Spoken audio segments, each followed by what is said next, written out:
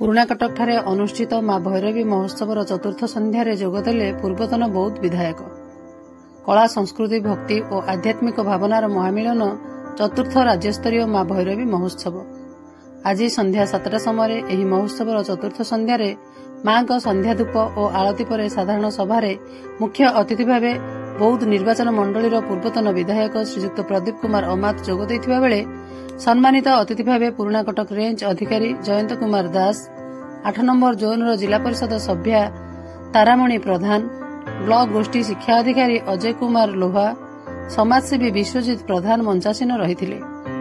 ସରକାରୀ UP school Charichhak, Shubhra group dance Purunakatak, Mathura ME school Biranarasinghapur, degree ମହାବିଦ୍ୟାଳୟ ଓ ଯୁକ୍ତ 2 ମହାବିଦ୍ୟାଳୟ ପୁରୁଣାକଟକ, ସରସ୍ୱତୀ ଶିଶୁ ବିଦ୍ୟାମନ୍ଦିର ପୁରୁଣାକଟକ, ଆଦର୍ଶ ବିଦ୍ୟାଳୟ ମଣିପୁର, ସେଣ୍ଟ ଜାଭିୟର ଇଂରାଜୀ ସ୍କୁଲ ବୌଦ୍ଧ, କସ୍ତୁରୀବା ବାଳିକା ବିଦ୍ୟାଳୟ, ମା ଡୁମାଦେଇ ସାଂସ୍କୃତିକ ପରିଷଦ ଟିଟଲାପଙ୍ଗ, ଅଁଳାଇ ପାଇକ ଆଖଡ଼ା ଖୋର୍ଦ୍ଧା, ବଣ୍ଡା ଆଦିବାସୀ ନୃତ୍ୟ ମାଲକାନଗିରିଙ୍କ ଦ୍ୱାରା ନୃତ୍ୟ ସହିତ ଚତୁର୍ଥ ସନ୍ଧ୍ୟାର ମୁଖ୍ୟ ଆକର୍ଷଣ ନାମିଦାମୀ ଧାରାବାହିକ ଅଭିନେତ୍ରୀ ହିରଣ୍ୟମୟୀଙ୍କ ନୃତ୍ୟ ଗୀତରେ ଦର୍ଶକ ଝୁମି ଉଠିଥିଲେ।